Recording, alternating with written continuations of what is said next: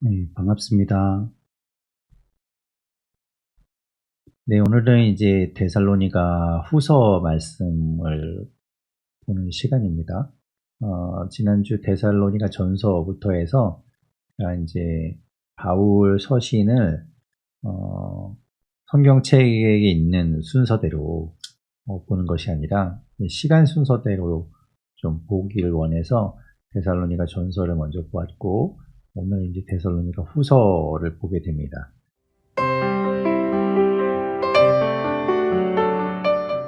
살아계신 하나님 감사합니다. 오늘도 주님 말씀 앞으로 나아가게 하심에 감사합니다. 하나님, 오늘도 주님 말씀을 대할 때 하나님께서 함께 해주시고 주의 영을 부어주셔서 하나님 그 말씀이 깨달아지고 보여지고 들려지는 놀라운 주의 역사가 있게 하여 주시옵소서. 주님, 모든 것 주님께 맡깁니다. 주님, 이 시간 온전히 주장하여 주시옵소서. 예수님 이름으로 기도드립니다. 아멘. 네, 데살로니가 후서의 개관을 먼저 살펴보면요. 데살로니가 지역은 지난 시간에 보았던 것처럼 마케도니아 지역의 데살로니가라는 수도였습니다. 데살로니가가 수도였기 때문에 큰 도시라는 걸 알 수 있죠. 그리고 바울이 2차 전도 여행 중에 들렸던 그 곳입니다. 그래서 지난 시간에 보았던 것처럼 데살로니가 전서의 경우에 바울이 데살로니가에서 있다가 그곳에서 여러 가지 핍박을 받고 또 방해를 받으면서 이제 그곳을 피해서 아덴으로 내려가고 거기에서 이제 고린도를 가게 되는데요.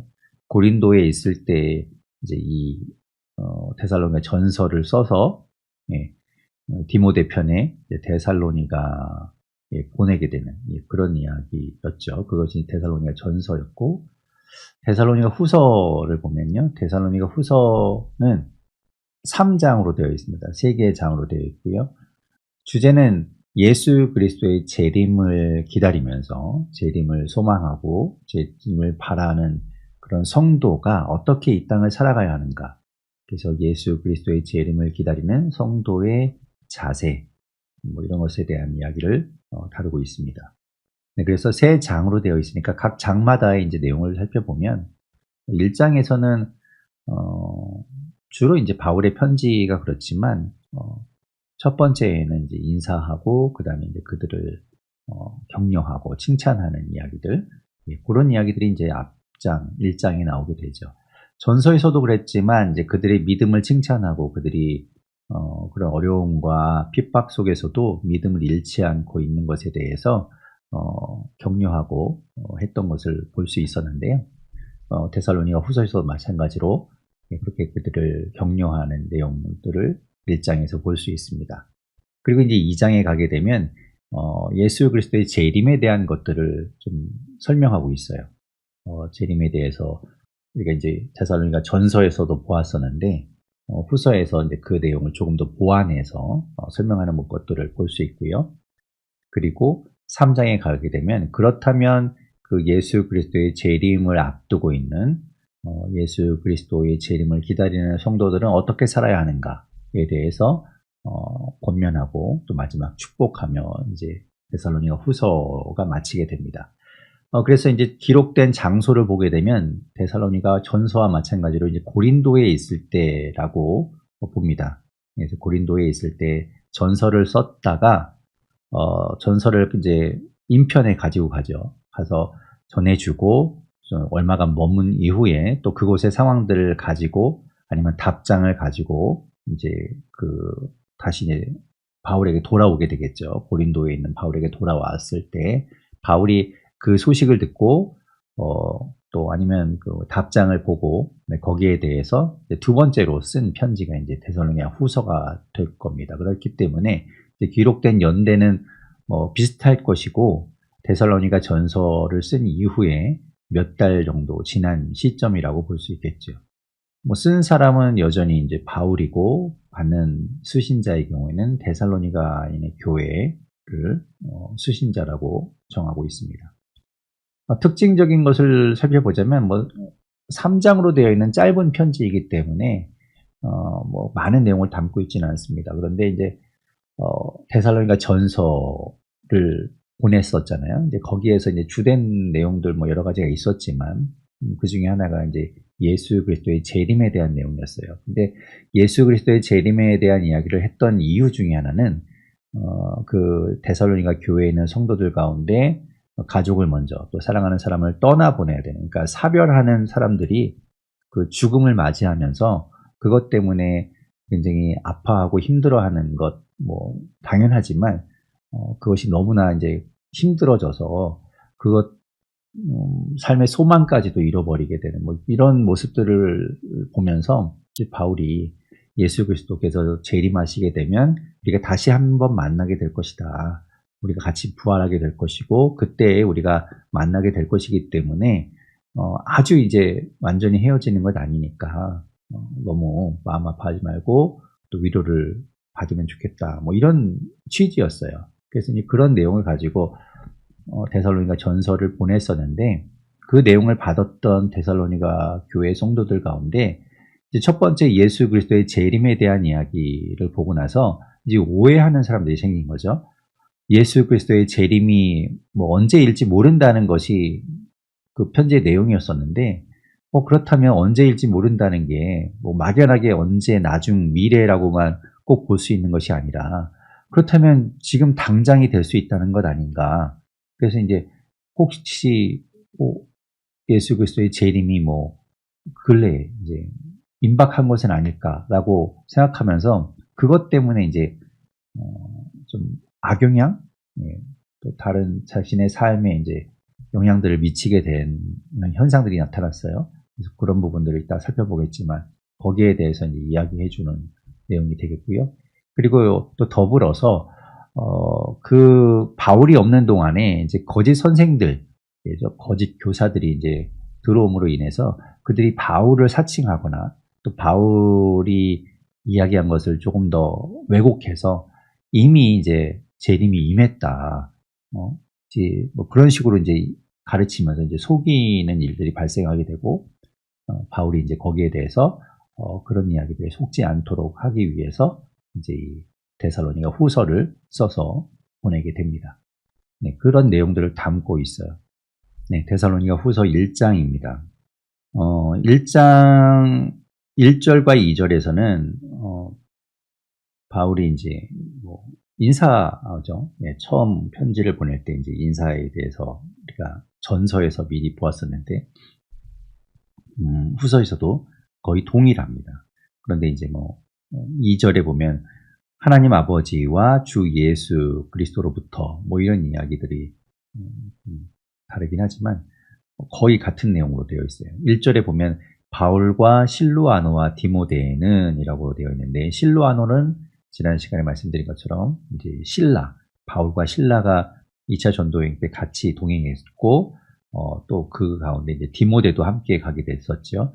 그래서 요 세 사람이 이제 함께 있게 되는데 그들이 지금 이 고린도에 있으면서 데살로니가 교회에 문안하고 그들에게 편지를 쓰고 있는 겁니다. 그렇다고 해서 이 세 사람이 뭐 공동 저자냐 이런 것은 아니고 바울이 저자로서 편지를 쓰고 있고 함께 있는 실루아노, 실라와 디모데도 함께 그들에게 이제 안부를 전한다. 뭐 이런 내용이죠.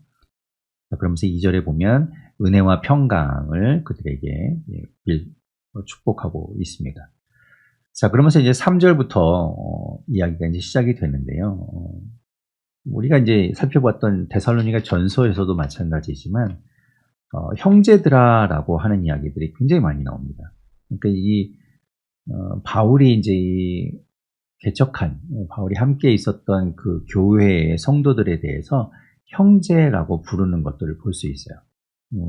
데살로니가 후서에서도 마찬가지로 형제들아 하며 그들을 부르는, 그들을 호칭하는 것들을 많이 볼 수 있는데요. 보면서 이제 그들을 마치 형제처럼 진짜 이 친형제와 같이 그렇게 생각하는 것을 볼 수 있습니다. 그렇게 형제들아라고 부르면서 그들에게 이제 칭찬과 격려를 해주는 내용을 1장에서 담고 있는데 3절부터 보면 우리가 너희를 위하여 항상 하나님께 감사할지니 이라고 되어 있어요. 뭐 이렇게 이제 너희를 위하여 감사한다라고 돼 있어서 이게 좀 이렇게 뭐랄까요? 참 부자연스럽다고 해야 되나? 좀 그런 느낌이 들지만 너희 때문에 하나님께 감사한다라고 이렇게 보시면 되겠습니다. 너희로 인하여 항상 하나님께 감사하고 있는데 그것은 3절 중간에 보면 너희의 믿음이 더욱 자라고 너희가 다 각기 서로 사랑함이 풍성함이다. 그래서 그것을 가지고 우리가 하나님께 늘 감사하고 있다. 너무 잘하고 있다. 이런 이야기죠. 우리가 이제 데살로니가 전서에서는 우리가 믿음, 소망, 사랑이 등장했던 걸 볼 수 있었어요. 데살로니가 전서 1장 3절에서는 믿음의 역사와 사랑의 수고와 소망의 인내를 기억하고 있다라고 했었는데 이제 여기에서는 믿음이 더욱 자라고 서로 사랑함이 풍성함에 대해서 감사하고 있다라고 이야기합니다. 그렇기 때문에 이제 그 뒤에 이야기하는 건 너희가 받고 있는 고난과 박해, 환난이 사실 없는 건 아니에요. 데살로니가 전서를 보낸 이후에 그들이 더 삶이 갑자기 확 좋아졌느냐 이런 건 아니죠. 그래서 여전히 박해가 있고 환난이 있지만 그럼에도 불구하고 그들이 4절 중간에 있는 것처럼 인내하고 있고 믿음을 지키고 있는 것 때문에 하나님께 감사함과 더불어 여러 교회에 그것들을 자랑하고 있다라고 이야기합니다. 그러니까 너희들 잘하고 있는 거야. 그러니까 계속해서 그 믿음 잃지 않기를 바란다. 이런 내용이 되겠죠. 그리고 5절에 보면 하나님의 공의로운 심판의 표라고 이야기합니다. 이게 하나님의 공의로운 심판의 표라는 것을 뭐라고 볼 수 있는가 하면 이제 5절 끝에 있는 것처럼 고난을 이야기해요. 그 고난받는 것을 가지고 전서에서도 이야기했지만 그걸 너무 이상하게 여기지 마라. 왜 예수 믿는데 우리가 고난받아야 되지? 왜 힘들어야 되지? 이런 것 때문에 어렵거나 힘들어하지 말라. 얘기했듯이 다른 교회들, 그러니까 예루살렘에 있는 교회들도 다 그렇게 고난받고 있고 힘들지만 그럼에도 불구하고 그들이 믿음을 잘 지키고 있는 것을 본받으면 좋겠다라는 것처럼 여기서도 그렇게 고난을 받고 환난을 받는 것이 하나님의 공의로운 심판의 표다. 그러니까 그것이 이제 나를 망하게 하거나 힘들게 해서 좌절시키려는 것이 아니라 5절 중간에 있는 것처럼 하나님의 나라에 합당한 자로 여김을 받게 하려고 그렇게 환난이 있는 것이다. 그러니 그 환난을 견디고 그 가운데서도 믿음을 잃지 않아야 한다라는 이야기를 하고 있습니다.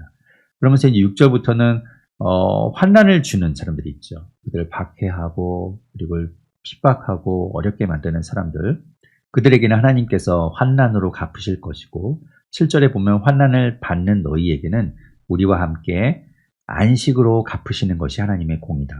하나님께서 너희가 지금 어려움을 당하고 있지만 너희를 편안하게 안식을 주실 것이다. 이제 이야기하는 거죠.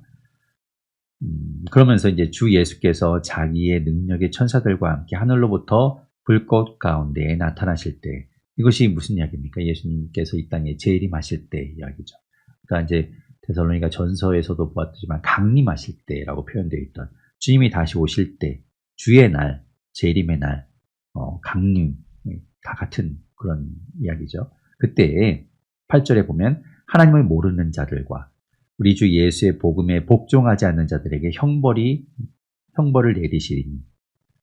그렇죠? 주님께서 오시는 날, 그날은 곧 주의 날, 곧 심판의 날입니다. 그때는 이제 돌이킬 수 없어요. 그때가 되면 하나님을 모르는 자, 그리고 복음에 복종하지 않는 자에게는 이제 영원한 형벌이 내려지게 됩니다. 그리고 주의 이름을 듣고 믿고 주님을 따르던 사람들은 어떻게 될까요? 그들은 부활하게 되고 영원히 주님과 함께 이제 기쁨을 누리며 살아가게 되는 거죠. 하나님 나라를 살아가게 되는 겁니다. 그 완전히 이제 그날이 심판의 날이라고도 볼 수 있는 것이죠. 10절에 이제 그날에 그가 강림하사, 강림 이야기도 나옵니다. 주님께서 오시는 것, 강림하사 그의 성도들에게서 영광을 받으시고 모든 믿는 자들에게서 놀랍게 여김을 얻으시리니 이는 우리의 증거가 너희에게 믿어졌음이라. 그렇게 이제 결국 이제 주님께서 너희에게 이제 지금 어렵지만 잘 견디고 믿음 잃지 않고 있으면 주님 오실 때에 너희가 상을 받게 될 것이다. 뭐 이야기하면서 잘 견디기를 이제 격려해 주고 있는 겁니다. 그리고 11절, 12절에서 그들을 향한 데살로니가 교회를 위한 기도의 내용을 이야기합니다. 우리가 너희를 위해서 이렇게 항상 기도하고 있다라고 이야기하는 거예요. 11절 중간에 우리 하나님이 너희를 그 부르심에 합당한 자로 여기시고 모든 선을 기뻐함과 믿음의 역사를 능력으로 이루게 하시고 12절 우리 하나님과 주 예수 그리스도의 은혜대로 우리 주 예수의 이름이 너희 가운데서 영광을 받으시고 너희도 그 안에서 영광을 받게 하려 함이라. 그것을 위해서 기도하고 있다는 거죠. 주님께서 결국에 우리 믿음을 통해서 우리가 그 부르심에 합당한 자로 고난과 역경 속에서도 믿음을 잃지 않고 주님 따라가며 그 길을 갈 때 주님께서 영광을 받으시는 거예요. 우리가 높임을 받고 우리가 드러나는 것이 아니라 주님이 영광을 받고 우리도 함께 주님과 영광을 나누게 되는 것이죠. 그것을 위해서 기도하고 있다라고 바울은 이야기하고 있습니다. 이제 2장에서는 본격적으로 이제 이 데살로니가 후서를 쓰고 있는 이유가 되겠죠. 본론을 이야기합니다. 2장 1절에서 마찬가지로 형제들아 라고 이야기하면서 그들에게 다정하게 또 이야기하는데요. 우리가 너희에게 구하는 것은 우리 주 예수 그리스도의 강림하심과 우리가 그 앞에 모임에 관하여 이제 바울이 이제 데살로니가 전서에서 이야기했던 내용이죠. 예수 그리스도의 재림에 대해서 이야기해서 써서 이제 보내줬었는데 그것에 대해서 2절에 보면 영으로나 또는 말로나 또는 우리에게서 받았다 하는 편지로나 주의 날이 이르렀다고 해서 쉽게 마음이 흔들리거나 두려워하거나 하지 말아야 한다는 것이다. 그러니까 무슨 말인가 하면 그렇게 예수 그리스도의 재림에 대해서 바울이 있을 때도 이야기해 줬을 것이고 또 바울이 데살로니가 전서를 통해서 그 내용을 담아서 이제 보내줬는데 그 후에 이제 그 내용을 보고도 그렇고 또 뒤에 이제 어떤 사람들이 와서 2절에서도 얘기하잖아요. 우리에게서 받았다 하는 편지로. 우리가 쓴 편지는 하나인데 그 외에 다른 것을 가지고 와서 바울이 이런 편지를 보냈는데 주의 날이 이르렀다. 그죠? 이를 것이다가 아니라 이르렀다고 해서 그 막 사람들의 마음을 힘들게 하고 어렵게 한다는 거예요. 재림이 임했다. 근데 나는 왜 모르고 있지? 이러면서 이제 그런 것들 때문에 힘들어지잖아요. 그래서 마음이 흔들리거나 또 두려움에 빠지지 않도록 해야 한다는 걸 말하고 있어요. 그러면 그 이유에 대해서 우리가 데살로니가 전서를 볼 때 기억나시는지 모르겠지만 그 내용에 이제 이런 내용이 있었어요. 데살로니가 전서 5장 이제 4장부터 5장까지 그 재림에 대해서 이야기하고 있는데요. 네, 데살로니가 전서 5장에 보게 되면 주의 날이 이름하게 되는 것, 주님께서 재림하시는 것에 대해서 이야기하면서 그 날이 밤의 도둑같이 이를 것이다 라고 이야기해요. 그 이야기는 뭐냐면 갑자기 이제 그 날이 우리가 정해져 있어서 언제 올 것이다 라고 이제 정해져 있어서 우리가 준비하고 그때 닥쳐서 하면 되지라고 생각하는 것이 아니라 언제 이루실지 모르기 때문에 우리가 깨어 있어야 한다는 그런 이야기였는데요. 이 2절부터 4절까지의 말씀을 보면 밤의 도둑같이 갑자기 도둑같이 임한다라고 이야기하기 때문에 이 말씀만 보면 그러면 이것을 아무도 모를 때 이게 임하는 것처럼 느껴지기 쉽겠죠. 그러니까 예수님께서 다시 오시는 것을 우리가 모르고 있으면 어떡하지? 갑자기 도둑처럼 온다 그러면 우리가 그걸 모르면 어떡하나 이제 이런 생각을 하게 될 수 있는 거죠. 그래서 2절에서 이야기하는 것처럼 주의 날이 이르렀다고 해도 그래? 내가 모르지만 주의 날이 진짜로 이르렀는 건가? 이렇게 또 우리가 착각할 수 있다는 거예요. 그런데 이제 예수님도 복음서에서 그런 이야기 하셨거든요. 예수님이 이 땅에 다시 오실 때 어떤 이야기를 하셨냐면 다 알 수 있게 오신다고 했어요. 그러니까 어떤 사람들만 몰래 알 수 있도록 오시는 게 아니라 모든 사람이 다 알 수 있게 주님께서 오신다고 했거든요. 그런 것에 비춰본다면 이 데살로니가 전서 5장의 이야기가 왠지 안 어울리는 것 같잖아요. 그런데 이제 바울이 이야기하고 싶었던 건 말씀드린 대로 그날이 언제 이를지 모른다라는 것이지 아무도 모르게 온다라는 그런 이야기는 아닙니다. 그것 때문에 이제 오해하는 사람들이 생겼다는 거예요. 그래서 이제 3절부터 보면 주의 날이 이를 때 걱정하지 마라. 그날은 뭐 너희가 모르게 오는 것이 아니라 그날이 뭐 언제인지는 모르지만 그날이 임하는 것, 임박했다라는 걸 우리가 알 수 있다라고 이야기하고 있어요. 그러면서 이제 3절부터 이제 10절까지 그런 내용들을 이야기하고 있는데요. 3절에 보면 이렇게 이야기하죠. 먼저 배교하는 일이 있다. 그러니까 주님께서 이 땅에 다시 오시기 전에 먼저 그 징조와도 같이 일어나는 일들이 있다는 겁니다. 그것이 첫 번째가 뭐냐면 배교하는 일이 있다는 거죠. 배교하는 일이 먼저 있고 그 다음에 불법의 사람 곧 멸망의 아들이 나타나기 전에는 그날이 이르지 아니하리니. 그러니까 불법의 사람 곧 멸망의 아들이라고 부르는, 그리고 4절에 보면 대적하는 자라는 사람이 나타나게 될 텐데 그가 주님 오시기 전에 나타나게 될 거라는 거예요. 이 사람들이 누군가 하면 우리가 속칭 적그리스도라고 부르는 그런 사람인 거죠. 네, 그래서 이제 주님을 대적하는 사람, 예수 그리스도를 대적하고 예수 그리스도와 이제 반대되면서 그 사람 때문에 이제 멸망의 사람들을 현혹해서 멸망의 길로 가게 하는 사람인 거죠. 그 사람이 이제 4절에 보면 나타나게 되는데 이 사람이 신이라고 불리는 모든 것과 숭배를 받는 것에 대항한대요. 그러니까 하나님을 예배하는 것을 다 이제 거부하고 그리고 그 위에 자기를 높인다는 거죠. 자기를 마치 하나님 자리에 올려놓고 그리고 하나님의 성전에 앉아서 자기를 하나님이라고 내세울 것이다. 이런 사람이 나타난다는 거죠. 놀랍죠. 이런 적그리스도의 모양들.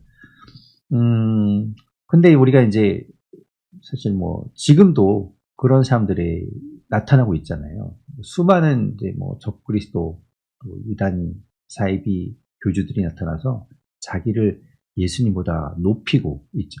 자기만이 유일한 뭐 구원의 길인 것처럼 이야기하는 사람들이 있어요.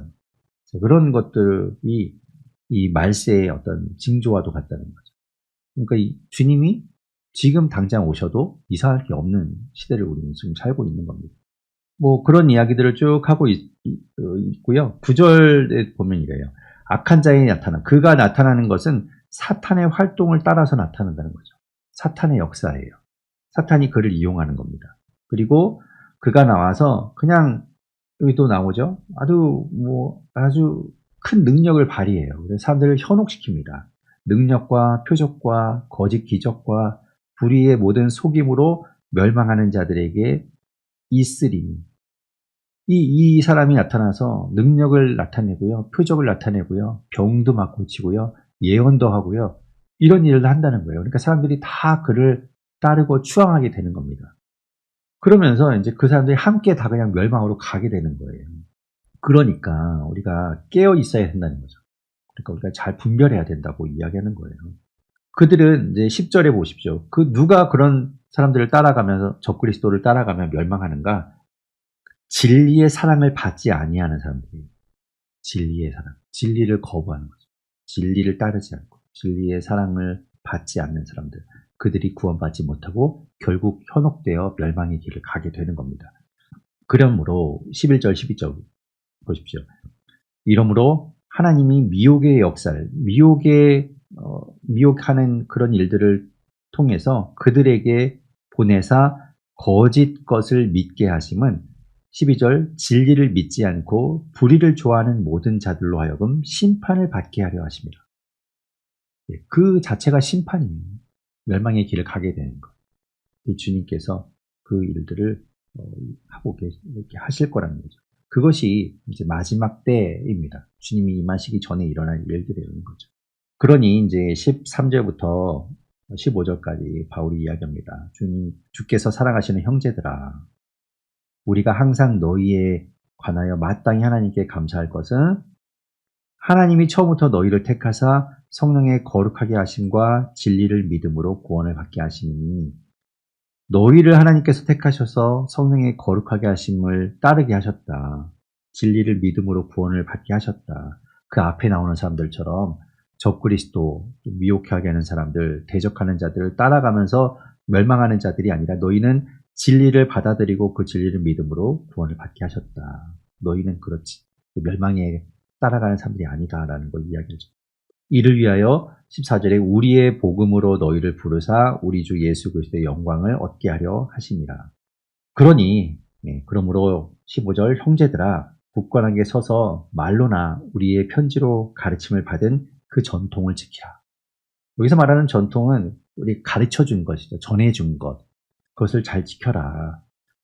다른 거 자꾸 귀 기울이다가 거기에 현혹되어서 혹해서 그냥 넘어가서 멸망의 길로 빠지지 말고 우리가 있을 때 가르쳤잖아요. 있을 때 얘기해 줬잖아. 그리고 또 편지를 써서 이야기해 준 것. 이것을 잘 받아들이고 그 안에서 너희가 서 있어야지 다른 것 자꾸 현혹되거나 다른 것에 귀를 기울이고 바울이 이야기하지 않은 것 그것에 마음을 빼앗기지 말라고 이야기하는 거죠.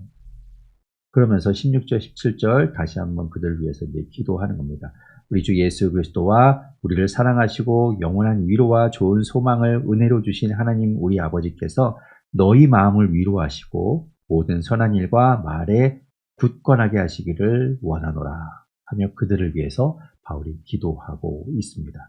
그러나 이렇게 적그리스도 그리고 주님을 대적하는 자들이 나타나서 미혹하게 하고 멸망의 길로 사람들을 이끌어 간다고 할지라도 결국 주님께서 오시는 날, 주님이 오시게 되면 이제 심판의 날이라고 했잖아요. 그래서 결국 그날에는 그들이 심판을 받게 될 겁니다. 주님께서 강림하시면 이제 그들은 다 심판받게 될 거예요. 앞에서 1장에서도 이제 환난을 6절에 이제 너희로 환난을 받게 하는 자들에게는 환난으로 갚으신다라고 했었잖아요. 결국 그들이 이제 형벌을 받게 될 것이고, 또 1장 9절에서 영원한 멸망의 형벌을 받게 된다고 했었는데, 2장에서도 그러니까 이 주님을 대적하는 자들, 적그리스도로 자기를 주님보다 높이는 그들의 결국에 주님께서 강림하실 때 그들은 8절에 나오죠. 주 예수께서 그의 입의 기운으로 그를 죽이시고 강림하여 나타나심으로 패하시리라 라고 이야기하죠. 결국 그들은 심판을 받게 될 거예요. 이제 드러나게 될 겁니다. 그러니까 우리가 이제 주님 오실 때까지는 그들에게 현혹되지 않도록 주의해야 하는 거죠. 깨어 있어야 한다고 이야기하는 겁니다. 3장으로 넘어가면 끝으로 형제들아라고 이제 이야기합니다. 이제 이 데살로니가 교회의 성도들에게 이제 이 바울도 기도를 요청하고 있어요. 바울이 데살로니가 교회의 성도들을 위해서도 기도하고 있지만 그 성도들도 바울을 위해서 또 기도해 주기를 요청하고 있습니다. 1절에서 보면 너희는 우리를 위하여 기도하기를 주의 말씀이 너희 가운데서와 같이 퍼져나가 영광스럽게 되고 또한 우리를 부당하고 악한 사람에게서 건지시옵소서 하라. 믿음은 모든 사람의 것이 아니니라.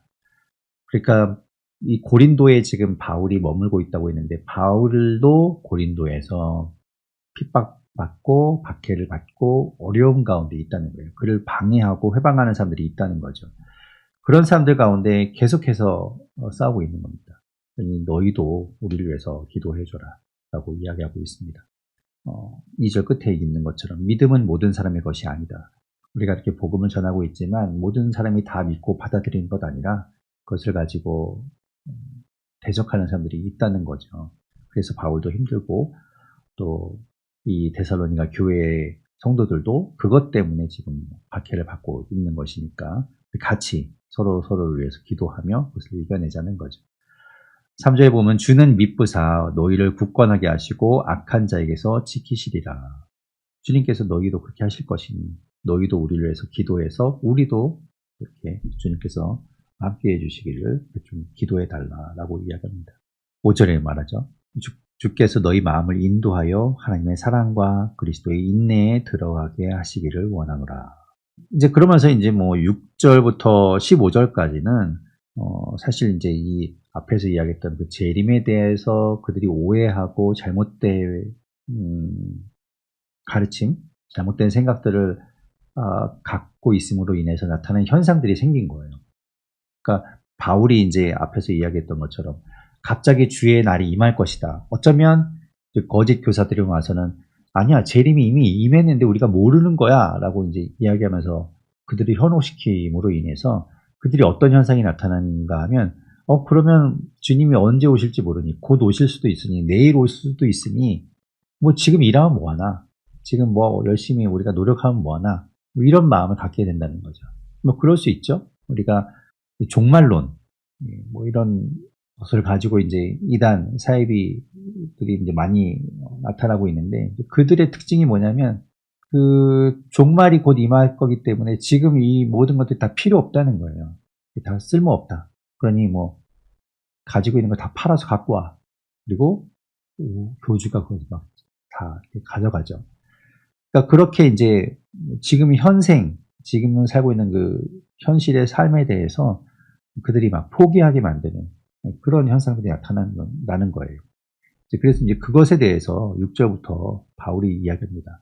형제들아 우리 주 예수 그리스도의 이름으로 너희를 명하노니 게으르게 행하고 우리에게서 받은 전통대로 행하지 아니하는 모든 형제에게서 떠나라 라고 이야기합니다. 자, 여기서 이제 말하는 게으르게 행하다라는 게 무슨 말인가 하면요. 이제 그 뒤에 나오는데 7절 뒷부분에 나오죠. 무질서하게 행하지 아니하며라고 이야기했는데 그 같은 말이에요. 게으르게 행한다는 말이 이제 무질서하게 행하는 것, 무계획적으로 또 무책임하게.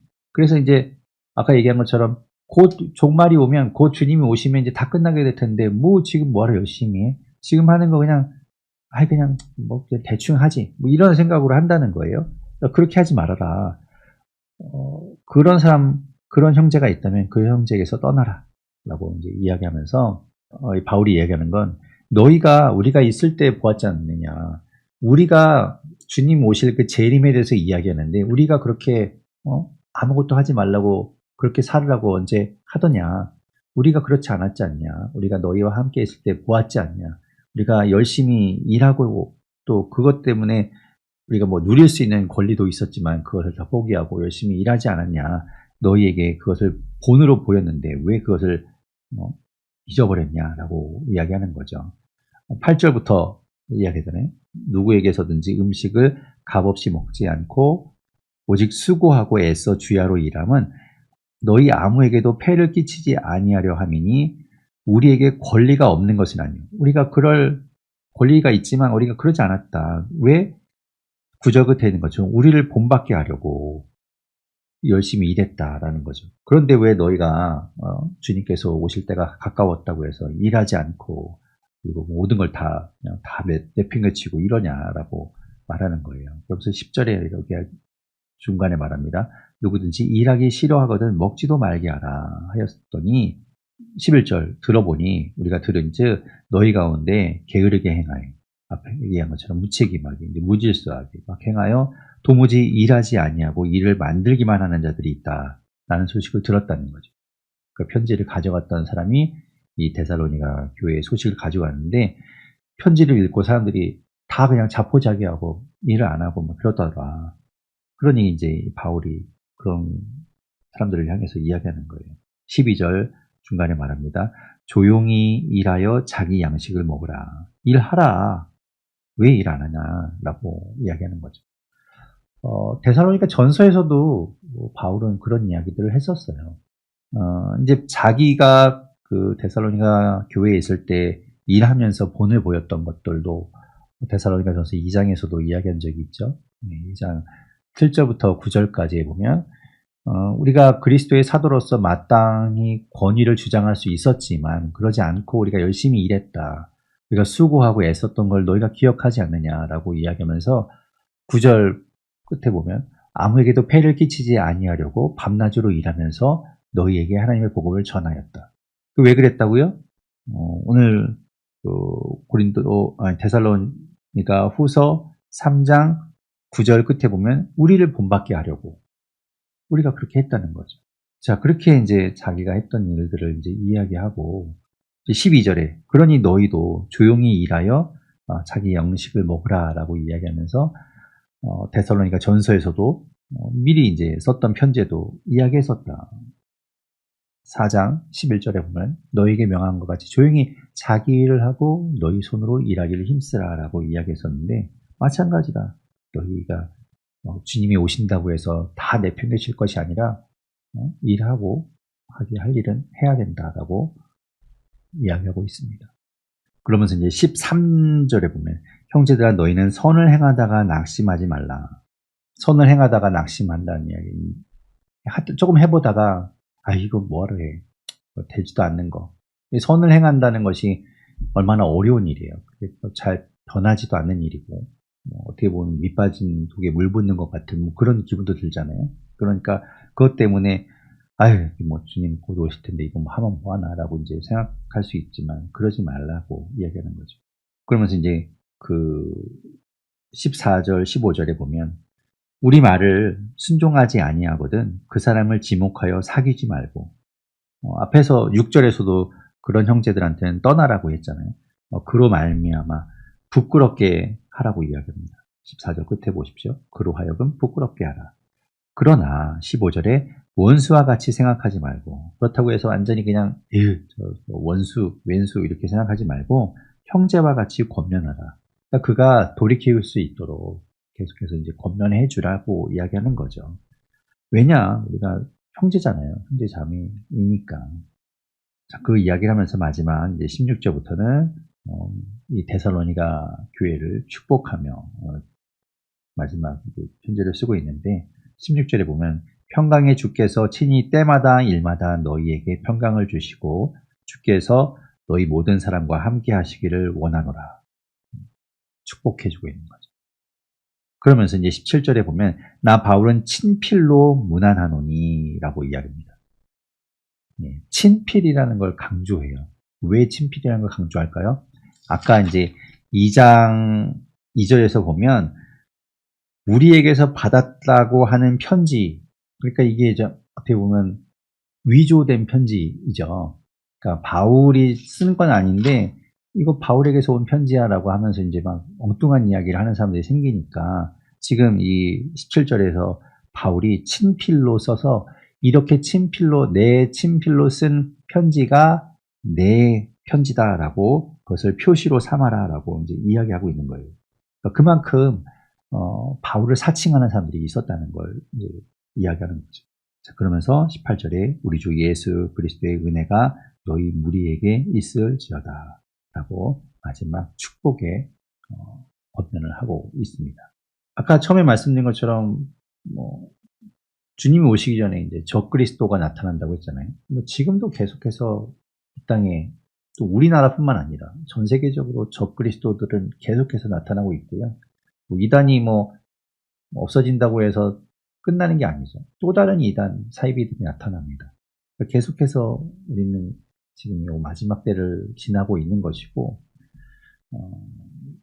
언제 주님이 오실지 우리가 알 수 없지만 그 주님이 오실 것을 기다리면서 깨어 있어야 되겠다. 그렇다고 해서 우리가 이제 다 버려둘 것이 아니라 주님 기다리면서도 우리가 할 일은 최선을 다해서 하는 것. 그것이 우리가 이 땅을 살아가는 그리스도인의 자세가 아닐까라고 생각합니다. 살아계신 하나님 감사합니다. 오늘도 주의 말씀을 통해서 우리에게 또 귀한 하나님의 뜻을 보여주심에 감사합니다.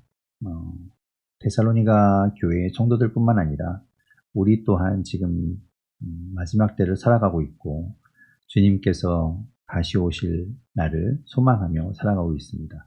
주님 그렇다고 해서 우리가 모든 것 다 버려두고 다 내팽개치고 주님 오실 날만을 그냥 바라보고 있는 모든 것 다 손에서 놓고 있는 그런 무질서한 무책임한 삶을 사는 것이 아니라 주님께서 우리에게 맡겨주신 것들을 잘 감당하며 이 땅에 살아가는 동안에 최선을 다해서 주님께서 맡기신 일들을 감당하는 우리가 되게 하여 주십시오. 그래서 주님 오셔서 말씀하실 때 우리가 만났을 때 우리가 주님 앞에 나아갈 수 있는 주님 앞에 우리의 결과들을 열매를 가지고 나아갈 수 있는 우리가 되게 하여 주시옵소서. 하나님께서 함께해 주시기를 간절히 구합니다. 우리 삶 가운데 늘 은혜 베풀어 주시고 때마다 일마다 주의 은혜가 함께 하시며 늘 붙들어 주시는 그 하나님의 사랑과 은혜가 날마다 넘치게 하여 주시옵소서. 모든 것 주님께 맡깁니다. 예수님 이름으로 기도드립니다. 아멘.